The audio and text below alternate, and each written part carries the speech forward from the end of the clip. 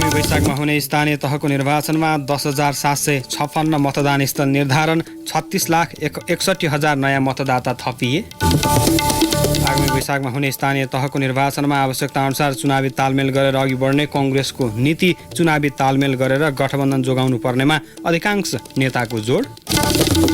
नेपाल कानुन आयोगले सम्बन्ध विच्छेद गरेका महिलाले अर्को विवाह गरे पूर्व पतिबाट पाएको अंश फिर्ता गर्नुपर्ने प्रावधानसहित नयाँ प्रस्ताव अघि सारेपछि बहस र चर्चाको केन्द्रमा विभेदपूर्ण तरिकाले प्रस्ताव गरिएको भन्दै चौतर्फी आलोचना। भारतमा पछिल्लो 2 वर्षदेखि बन्द रहेको व्यावसायिक अन्तर्राष्ट्रिय उडान पूर्ण रूपमा खुला। र मैत्रीपूर्ण फुटबलमा थाइल्यान्डको चोनबुरी फुटबल क्लबसँग नेपाली राष्ट्रिय टोली 3-1 गोल अन्तरले पराजित। नमस्कार, कान्तिपुर डायरीका साथमा सुरज र प्रिन्स। सुरु गरौँ मुख्य प्रसङ्गबाट। आगामी वैशाखमा हुने स्थानीय तहको निर्वाचनमा 10,756 वटा मतदान स्थल निर्धारण गरिएको छ। ती स्थलमा 21,955 मतदान केन्द्र निर्धारण गरिएको निर्वाचन आयोगले जनाएको छ। आयोगको आज बसेको बैठकले वैशाख 30 गते हुने स्थानीय तहको निर्वाचनका मतदाता, मतदान स्थल र मतदान केन्द्र टुङ्ग्याएको हो। आयोगका अनुसार सबैभन्दा बढी मतदान स्थल मध्य प्रदेशमा 2,163 छन्। 4,189 मतदान केन्द्र निर्धारण गरिएको छ। मध्य प्रदेशका 8 जिल्लामा 33,31,170 मतदाता छन्। यस्तै प्रदेश 1 मा 1,877 मतदान स्थल तय गरिएको छ। प्रदेश 1 मा 33,47,384 मतदाता छन्। बागमतीमा 1,792 मतदान स्थल र 4,095 मतदान केन्द्र निर्धारण गरिएको छ। गण्डकीमा 17,89,411 मतदाताका लागि 1,253 मतदान स्थल तोकिएको छ।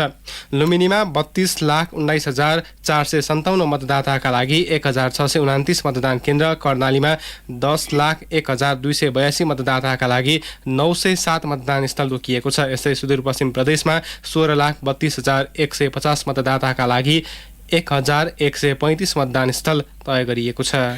आगामी वैशाख 30 गते हुने स्थानीय तहको निर्वाचनमा 1,77,33,723 जना मतदाताले मतदान गर्नेछन्। निर्वाचन आयोगका अनुसार 89,92,010 जना पुरुष मतदाता छन् भने 87,41,530 जना महिला मतदाता छन्। यस्तै यौनिक तथा लैङ्गिक अल्पसंख्यक समुदायका 183 जना मतदाता छन्। सबैभन्दा बढी मतदाता मोरङमा 7,15,223 जना छन्। सबैभन्दा कम मनाङमा 6,496 जना रहेका आयोगले जनाएको छ। 2074 सालको स्थानीय तहको चुनावमा 1,40,72,424 मतदाता थिए। तीमध्ये 70,79,153 पुरुष थिए भने 69,93,144 जना महिला मतदाता थिए। जसअनुसार अघिल्लो स्थानीय तहको चुनावको तुलनामा यसपटकको चुनावमा 36,61,279 मतदाता थपिएका हुन्। स्थानीय तहको निर्वाचनलाई लक्षित गर्दै निर्वाचन आयोगले मङ्सिर 17 गतेदेखि 1 महिना मतदाता नामावली सङ्कलन अभियान चलाएको थियो। यस्तै आयोगले माघ 25 गतेदेखि मतदाता नामावली सङ्कलन रोकेर विवरण अध्यावधिकको काम सुरु गरेको थियो। मतदाता नामावलीमा नाम समावेश भएर निर्वाचनको अघिल्लो दिनसम्म 18 वर्ष उमेर पुगेका युवाहरूले यसपटकको निर्वाचनमा मतदान गर्न पाउने व्यवस्था आयोगले गरेको छ। स्थानीय तह निर्वाचन आउन 47 दिन बाँकी रहँदा निर्वाचन आयोगले मुख्य निर्वाचन अधिकृत र निर्वाचन अधिकृत तोकेको छ। यही 29 गतेबाट लागू हुने गरी 77 जिल्लाका न्यायाधीशहरूलाई मुख्य निर्वाचन अधिकृत र द्वितीय श्रेणीका कर्मचारीलाई निर्वाचन अधिकृत तोकिएको आयोगका सहप्रवक्ता सूर्य प्रसाद अर्यालले बताउनुभयो।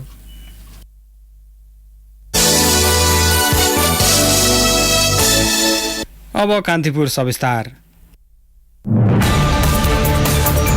कान्तिपुर सविस्तार।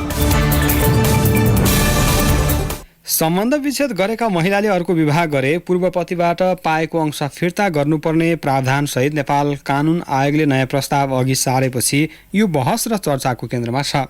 कानुन आयोगले सम्बन्धित विभिन्न सरकारवाला निकायहरूसँगको छलफलपछि मुलुकी देवानी संहिता ऐन 2074 को संशोधन मस्यौदामा सो प्रस्ताव उल्लेख गरेको जनाएपछि त्यसमा विरोध सुरु भएको हो। संविधानले नै सुनिश्चित गरेको महिलाको हक अधिकार कुण्ठित गर्दै विभेदपूर्ण तरिकाले यो प्रस्ताव गरिएको भन्दै महिला अधिकार कर्मी र कानुन क्षेत्रका जानकारहरूले यसको चर्को आलोचना गरेका छन्। अंशले सम्बन्ध विच्छेद गरेकी महिलाले अर्को विवाह गरेमा निजले अंश बापत प्राप्त गरेको सम्पत्ति निजको पूर्वपतिको तर्फबाट छोराछोरी भए छोराछोरीले र नभए पूर्वपति वा पूर्वपतिका अंशियारले पाउने प्रावधान कानून आयोगले राखेको छ। संविधानको धारा 38 मा दम्पतिको सम्पत्तिमा समान अधिकार भनेर सुनिश्चित गरेको र सम्बन्ध विच्छेद गरेकी महिलाको पनि सो सम्पत्तिमा समान हक हुने भएकाले यो व्यवस्था अमानवीय भएको अधिवक्ता मीरा ढुङ्गाना बताउँछिन्। विवाह गरेर गएको घरमा महिलाको श्रम भनेकै अंश भएकाले पनि यो व्यवस्थाले महिलामाथि प्रत्यक्ष भेदभाव गर्न खोजेको उनको बुझाइ छ। अधिकांश महिलाहरूले अहिले बिहा गरेर गइसकेपछि 16 देखि 17 घण्टा काम गर्छन् त्यो घरमा। त्यो भनेको के हो त भन्दाखेरि त्यही अंश हो कि त्यसको पारिश्रमिक। अनि त्यो पारिश्रमिक पनि फिर्ता गर्ने भनेर भने त शोषण विरुद्धको अधिकार छ धारा 29 मा। त्यो चाहिँ नि महिलाको श्रम शोषण हो भन्ने कुरा चाहिँ नि अर्को कुरा हो। अर्को महिला र पुरुष बीच महिला नै भएको कारणले लिङ्गको आधारमा भेदभाव भयो। त्यसैले यो चाहिँ नि अमानवीय कानून ल्याउन लागिरहेको हो कि होइन भने त्यो पुरुषले दोस्रो विवाह कति पुरुषले गर्छन् त्यही उसको सम्पत्ति पनि फिर्ता हुनुपर्छ। यो प्रस्तावको समर्थन गर्नेहरूको मत अर्कै छ। केही महिलाहरूले विवाह गरेको केही समयमै सम्बन्ध विच्छेद गर्ने र परिवारको सबै सम्पत्ति हक दाबी गर्ने गरेका कारण पनि यो व्यवस्था आवश्यक रहेको कतिपयको बुझाइ छ। वरिष्ठ पत्रकार एवं महिला अधिकार कर्मी बबिता बस्नेत 1-2 जनालाई हेरेर समग्र महिलाहरूलाई नै प्रभावित पार्ने खालको कानून आउनु गलत भएको टिप्पणी गर्छिन्। 1-2 जना 2-4 जनालाई हेरेर आम महिलाहरूलाई फरक पर्ने खालको असर पर्ने खालको ह्युमिलेट गर्ने खालको हैन उनीहरूको चाहिँ मनोवैज्ञानिकमा दबाव सृजना गर्ने खालको हैन को कहाँ जान्छ कहिले जान्छ भने यो महिलाहरूलाई नियमन गरे जस्तो भयो के। यो सम्भव हुने कुरा नै होइन। यो भनेको त झनै ठुलो धेरै तर्फबाट हेर्दाखेरि ठुलो विभेद हुन्छ। झन् ठुलो एउटा महिलाहरूको लागि चाहिँ नि पछाडि लागिरहने जस्तो है सम्बन्ध विच्छेद भएको महिलाहरूले चाहिँ जिन्दगीभर एकल जिन्दगी बाँच भन्ने खालको त्यस्तो खालको सन्देश चाहिँ राज्यको तर्फबाट जान हुँदैन। नेपाल कानून आयोगका पूर्व अध्यक्ष माधव पौडेल अहिलेको समयमा पनि यो व्यवस्था ल्याउनु आवश्यक नरहेको ठान्छन्। देवानी संहिताले यसअघि गरेको व्यवस्था नै ठीक रहेको र संशोधन मार्फत ल्याइने प्रावधानले पुनः सामाजिक विभेद निम्तिन सक्ने उनको बुझाइ छ। बिना अनुसन्धान र पर्याप्त छलफल बिनै यस्ता प्रावधान समेटिँदा यसले पार्न सक्ने प्रभाव बारे पनि आयोगले ध्यान पुर्याउन नसकेको पौडेलको तर्क छ। लामो अन्तरालपछि हामीले एउटा विभेद अथवा असमान अवस्थालाई हामी समान अवस्थामा हामीले लिएर आएका थियौँ। फेरि सामाजिक विभेदलाई निम्त्याउनु पर्ने अवस्था हुन सक्छ। देवानी संहिताले कुन कुन अवस्थामा महिलाले चाहिँ सम्बन्ध विच्छेद गर्दाखेरि अंश पाउने कुन कुन अवस्थामा पाउने कुरा पहिचान गरिसकेको छ। त्यो परिभाषा नै मेरो विचारमा अहिलेको अवस्थामा ठिक छ। आफ्नो जीवनकालमै भोगसलन गरेर सकिहाल्यो भने सम्पत्ति के फिर्ता गर्नु, अरू कुरो यो सम्पत्ति लिएर हेरखर कसले राख्ने हेर्नु र कसरी त्यसलाई फिर्ता गर्ने यो कुनै विषय त्यति व्यवहारिक हुन सक्दैन। नेपाल कानून आयोगले भने मुलुकी देवानी संहिता ऐनको संशोधन प्रस्तावको छलफलका क्रममा सरकारवाला निकायबाट आएको सुझावको आधारमा प्रारम्भिक मस्यौदामा उल्लेख गरिएको जनाएको छ। सम्बन्ध विच्छेद पछि दिइने सम्पत्तिको दुरुपयोग भएको गुनासो आएपछि केही अंकुश लगाउन खोजिएको आयोगका प्रवक्ता पाराश्वर ढुङ्गानाको भनाइ छ। अहिले पनि छ केही हदसम्म मृत्यु भएमा भन्ने मात्रै छ। त्यसपछि अहिले अर्को विवाह गरेमा भन्ने छैन। त्यसपछि सरकारवालाहरूले पनि के कुराहरू राख्नुभयो भने त्यो अहिले दोहोरो छ यताबाट सम्पत्ति लिएर आएको छ उताबाट भन्यो भने अनि जहाँ जाने ठाउँ हो त्यहाँ जाने ठाउँकाले पनि लुकाउने नदिने यताको पनि सिद्धिने यस्तो खालको हुन्छ भन्ने एउटा छ भने अर्को चाहिँ खास गरी मुख्यतया के हो भने यो महिलाको नाममा पैतृक सम्पत्ति बन्डा गर्नुपर्ने सम्पत्ति राखेको छ तर उहाँले विवाह गरेर लिएर जानुभयो भने अहिले फिर्ता गर्ने कानुनी व्यवस्था छैन। अनि त्यो एड्रेस गर्नलाई यो व्यवस्था राखिदिनु पर्यो भनेर उहाँहरू सबै तर्फबाट आएपछि हामीले मस्यौदा गरे हो। पूर्व पतिबाट पाएको अंश फिर्ता नगर्दा महिलालाई दोहोरो हक हुन सक्ने भन्दै त्यसलाई नियन्त्रण गर्नका लागि आयोगले सरकारवालासँग पर्याप्त छलफल गरेरै प्रावधान समेटिएको दलिल पेश गरे पनि अधिकार कर्मीहरूले यसमा विरोध जनाइरहेका छन्। हुन त कानून आयोगले ल्याउँदैमा यो व्यवस्था लागू भइहाल्ने भन्ने पनि छैन। जनप्रतिनिधिहरूको थलो संसदमा यस विषयमा पर्याप्त छलफल गर्न सकिन्छ। सुधारको आवश्यकता रहेमा सुधार पनि गर्न सकिन्छ तर प्रारम्भिक मस्यौदा निर्माण गर्ने बेलामा पनि सरकारवालासँग घनीभूत छलफल नगरी र एकाध महिला वा पुरुषले आफूले पाएको अधिकारको दुरुपयोग गरे भनेर सबैलाई एउटै घानमा पिस्ने गरी कानूनको मस्यौदा बनाउनु पनि आफैमा अनुचित र अनुपयुक्त भने हो। रेडियो कान्तिपुरका लागि केशु लामिछाने। कान्तिपुर सविस्तार। कान्तिपुर डायरीमा अब ब्रेकको पालो। कान्तिपुर डायरीमा बाँकी प्रसङ्ग। नेपाली काङ्ग्रेसले आगामी वैशाखमा हुने स्थानीय तहको निर्वाचनमा आवश्यकता अनुसार गठबन्धनसँग तालमेल गरेर अघि बढ्ने नीति लिएको छ। ललितपुरको सानिपास्थित पार्टी केन्द्रीय कार्यालयमा बसेको केन्द्रीय कार्यसमिति बैठकमा बोल्ने अधिकांश वक्ताले गठबन्धन जोगाउन तालमेल गरेर अघि बढ्नुपर्नेमा जोड दिएका छन्। प्रवक्ता प्रकाश शरण महतले पार्टीले आवश्यकताको सिद्धान्तलाई अघि बढाउने जानकारी दिनुभयो। आवश्यकताको सिद्धान्त यो गठबन्धनमा जाने नजाने भन्ने विषय चाहिँ एउटा रणनीतिक विषय हो। के गर्दा पार्टीलाई ज्यादा फाइदा हुन्छ, बढीभन्दा बढी सिट जित्न सकिन्छ, त्योभन्दा अरू कुनै क्राइटेरिया हुन सक्दैन। यस्तै काङ्ग्रेसमा इतर पक्षका नेताहरूले आसन्न स्थानीय तहको निर्वाचनमा चुनावी तालमेल गरेर गठबन्धन जोगाउनु पर्नेमा जोड दिएका छन्। वरिष्ठ नेता रामचन्द्र पौडेलले आगामी स्थानीय चुनावमा गठबन्धन गर्ने कि नगर्ने भन्नेबारे केन्द्रीय समितिले नीतिगत निर्णय गर्ने बताउनुभयो। तर चुनावी तालमेल गरेर गठबन्धन बचाएर लैजानुपर्ने आवश्यकता रहेको उहाँको भनाइ छ। काङ्ग्रेसमा गठबन्धनसँगको चुनावी समीकरणका विषयमा संस्थापन र इतर पक्षबीच सहमति भइसकेको छैन। काङ्ग्रेस नेत्री सुजाता कोइरालाले आसन्न स्थानीय निर्वाचनमा सत्ता गठबन्धन दलसँग चुनावी तालमेल गरेर अघि बढ्नुपर्ने बताउनुभयो। गठबन्धनकै कारणले आज हाम्रो नेपाली काङ्ग्रेस प्रधानमन्त्री पाएको छ। गठबन्धनकै कारणले चिफ मिनिस्टरहरू पनि आउनुभएको छ जितेर। गठबन्धनको कारणले अप्पर हाउसमा पनि हामीले जिताउन सफल भएका छौँ र गठबन्धनलाई छोड्नु हुँदैन मलाई लाग्छ।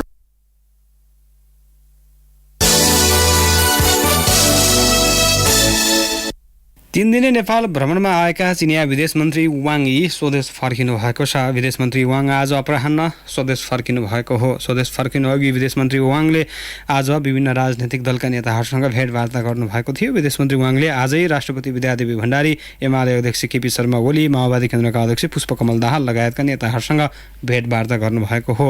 वाङले हिजो प्रधानमन्त्री शेरबहादुर देउवालाई भेट गर्नुभएको थियो।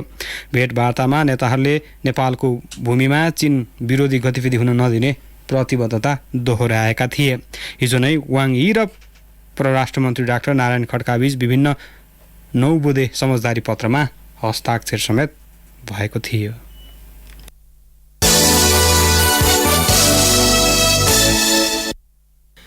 प्रमुख प्रतिपक्षी एमाले स्थानीय तह निर्वाचनको मतपत्रको रङ परिवर्तन गर्ने र उम्मेद्वार मनोनयनका लागि 2 दिनको समय दिने निर्णयप्रति आपत्ति जनाउँदै तत्काल सच्याउन निर्वाचन आयोगसँग माग गरेको छ। एमालेको स्थायी कमिटी बैठकले सत्तारूढ दल विशेषलाई अनुकूल हुने गरी सो निर्णय गरेको निष्कर्ष निकाल्दै तत्काल सच्याउन निर्वाचन आयोग समक्ष माग गरेको हो। पार्टीका प्रचार तथा प्रकाशन विभाग प्रमुख पृथ्वी सुब्बा गुरुङले बैठकले मतदातालाई प्रभावित गर्ने गरी कर्मचारी सरुवा बरुवा लगायत काम सरकारले गरिरहेकोमा पनि आपत्ति जनाएको छ। महाकाली नदीको धार नै परिवर्तन गर्ने गरी भारतीय पक्षले संरचना निर्माण अघि बढाउँदा सरकार मौन रहेको भन्दै तत्काल भारतसँग वार्ता गरी सो संरचना निर्माणमा रोक लगाई आफ्नो भूमि र सीमा सुरक्षा गर्न पनि एमाले सरकारको ध्यानाकर्षण गराएको छ।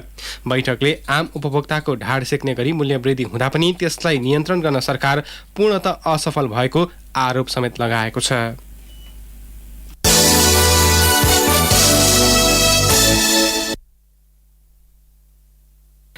उम्मेद्वार बन्नुअघि बहालवाला जनप्रतिनिधिले राजीनामा दिनुपर्ने भनी निर्वाचन आयोगले जारी गरेको आचार संहिता विरुद्ध सर्वोच्च अदालतमा परेको रिट निवेदनको सुनवाई 1 साताको लागि सरेको छ।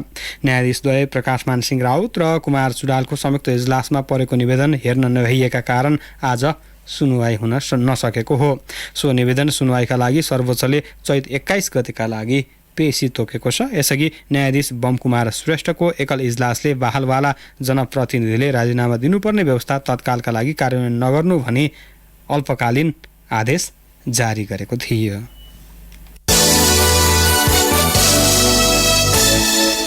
मुलुकको अर्थतन्त्रको बाह्य क्षेत्रमा देखिएको समस्या सुधार गर्न सरकारले तत्काल नीतिगत हस्तक्षेप गर्नुपर्ने नेपाल बैंकर्स सङ्घले जनाएको छ। बाह्य क्षेत्रमा देखिएका समस्याका कारण तरलता अभाव र ब्याज दरमा अस्वस्थ प्रतिस्पर्धा जस्ता समस्या देखिएकाले समस्या समाधानका लागि सरकारले तत्काल नीतिगत स्पष्टता खोज्नुपर्ने सङ्घले जनाएको हो। प्रतिनिधि सभा अन्तर्गतको अर्थ समितिको बैठकमा बैंकर्स सङ्घले आन्तरिक अर्थतन्त्र र बैंक तथा वित्तीय संस्था क्षेत्रमा देखिएको समस्या बाह्य क्षेत्रका कारण सृजित भएकाले सरकारले तत्काल पहल गरेर गम्भीर अवस्थामा पुग्नबाट रोक्नुपर्ने बताएको हो। घट्दो रेमिटेन्स, बढ्दो व्यापार घाटा, शोधनान्तर स्थिति र भुक्तानी सन्तुलनमा रहेको चाप जस्ता बाह्य क्षेत्रमा देखिएको समस्या सुधार गर्न सरकारले तत्काल आवश्यक कदम चाल्नुपर्ने सङ्घले जनाएको छ। अहिले वित्तीय क्षेत्रमा मात्र नभई समग्र अर्थतन्त्र नै धर्मराएको र त्यसको असर बैंक तथा वित्तीय संस्थामा पनि परेको सङ्घका पूर्व अध्यक्ष तथा नोबेल बैंकका सिइओ अनिल केसरी शाहले बताउनुभयो। सङ्घका उपाध्यक्ष सुनिल केसीले बैंक तथा वित्तीय क्षेत्रमा देखिएको तरलता समस्या समाधानका लागि बाह्य ऋण ल्याउनका लागि सहज वातावरण बनाउनु पर्ने बताउनुभयो। माया बैंकका सिइओ अनुपमा खुञ्जेलीले विदेशी मुद्रा राष्ट्र बैंकले विदेशी बैंकमा राख्नुभन्दा नेपाली बैंकमै राख्दा तरलता अभाव समस्या केही कम हुने बताउनुभयो। हिमालयन बैंकका सिइओ अशोक राणाले वैदेशिक व्यापारमा भन्सारको समस्या रहेको भन्दै न्यून बिजकीकरणको समस्या सरकारले अझै समाधान गर्न नसकेको बताउनुभयो।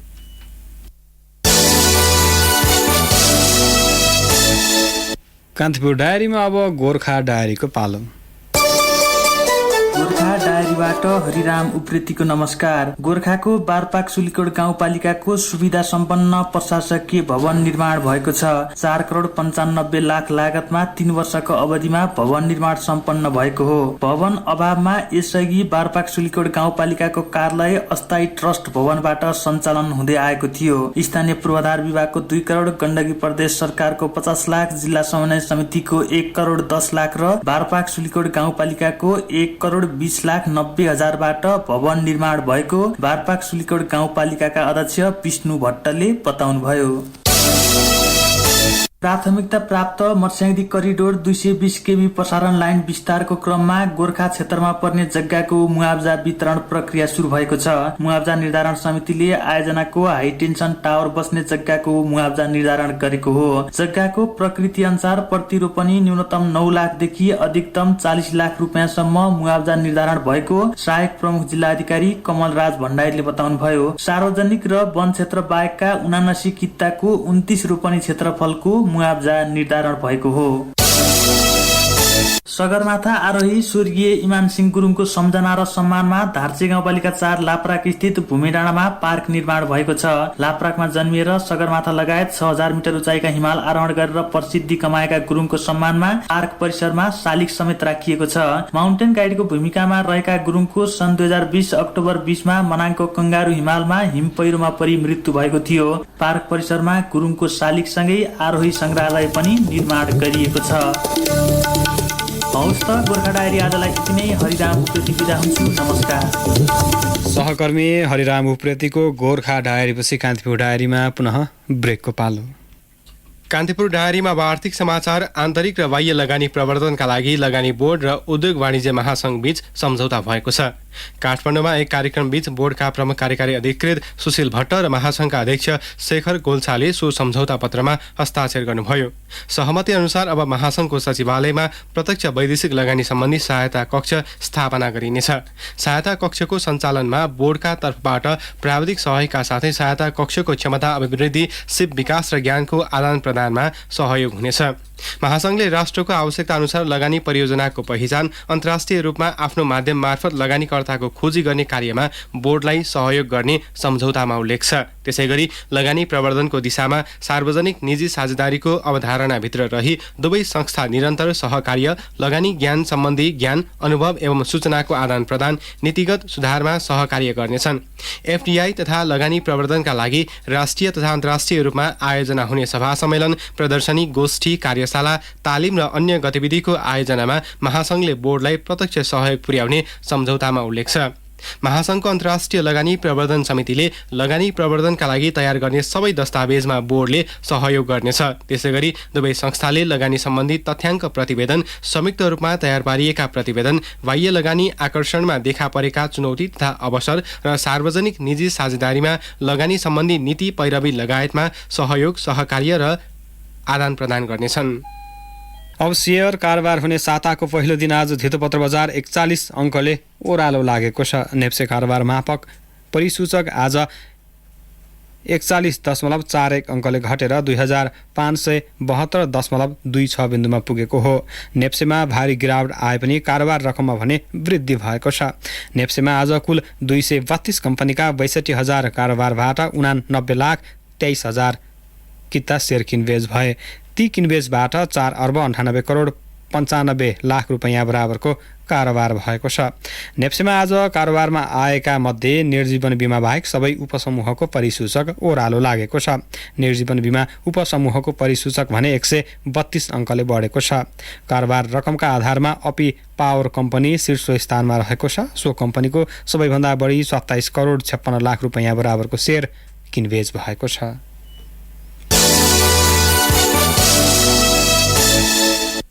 अब अन्तर्राष्ट्रिय समाचार। भारतले कोरोना महामारीका कारण पछिल्लो 2 वर्षदेखि बन्द रहेको व्यावसायिक अन्तर्राष्ट्रिय उडान पूर्ण रूपमा खुल्ला गरेको छ।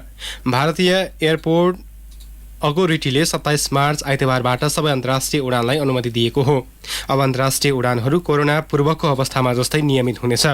भारतले अन्तर्राष्ट्रिय उडानमा लगाएको प्रतिबन्ध खुलाएसँगै निजी कम्पनीका विमान कम्पनीले भारतका विभिन्न शहरबाट टिकटको बुकिङ तथा उडान थालेको छ।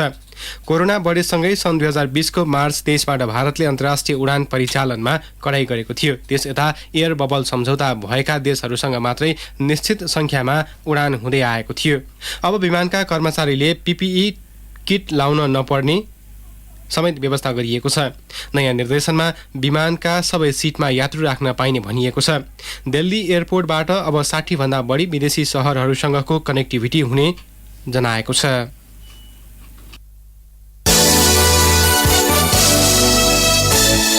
अब खेल प्रसङ्ग। नेपाली राष्ट्रिय टोली मैत्रीपूर्ण फुटबलमा थाइल्यान्डको चोनबुरी फुटबल क्लबसँग पराजित भएको छ। चोनबुरी स्टेडियममा आज भएको खेलमा नेपाल घरेलु टोलीसँग 3-1 गोल अन्तरले पराजित भएको हो। नेपालका दर्शन गुरुङले मात्र 1 गोल फर्काएका थिए।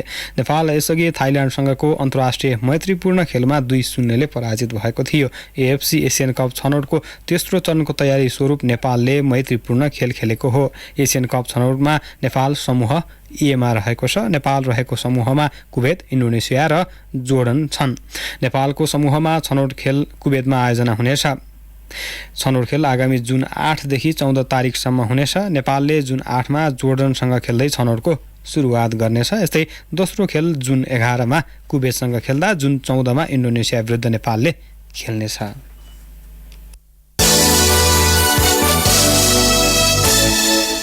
शहीद स्मारक बी डिभिजन लिग फुटबलमा रानीपोखरी कर्नर टिम RCTले यो सिजनको चौथो र कुमारी क्लबले दोस्रो जित निकालेको छ। ललितपुरको साधुपाठस्थित एन्फाक मैदानमा RCTले झम्सिकल युथ क्लबलाई 3-0 गोलले हराएको हो। RCTको जितमा उद्धव खत्री, विश्वास थापा मगर र प्रज्वल गुरुङले समान 1-1 गोल गरे। जितसँगै RCTको 9 खेलबाट 15 अङ्क भएको छ। झम्सी खेलको समान खेलबाट 6 अङ्क छ। यस्तै दिनको दोस्रो खेलमा कुमारी क्लबले मधेपुर युथ एसोसिएसनलाई 2-1 ले हराएको छ। सुरुवाती अग्रता बनाएको कुमारीका लागि ओम प्रकाश सिंह र राज भुषालले 1-1 गोल गरे। मधेपुरका धीरज श्रेष्ठले 1 गोल फर्काए। जितसँगै कुमारीको 9 खेलबाट 13 अङ्क भएको छ। मधेपुरको समान खेलबाट 10 अङ्क छ। दिनको अन्तिम खेलमा सामाजिक युथ क्लबले चर्च बोइज युनाइटेडलाई 1-0 गोल अन्तरले पराजित गरेको छ। प्रसङ्गसहित आजका हाम्रा सम्पूर्ण बुलेटिन यही सकिन्छन्। भोलि बिहान 6:30 बजे नियमित बुलेटिनका साथ हामी पुनः उपस्थित हुने नै छौँ। तबसम्मलाई सुरज र प्रिन्स बिदा हुन्छौँ। नमस्कार, शुभरात्रि।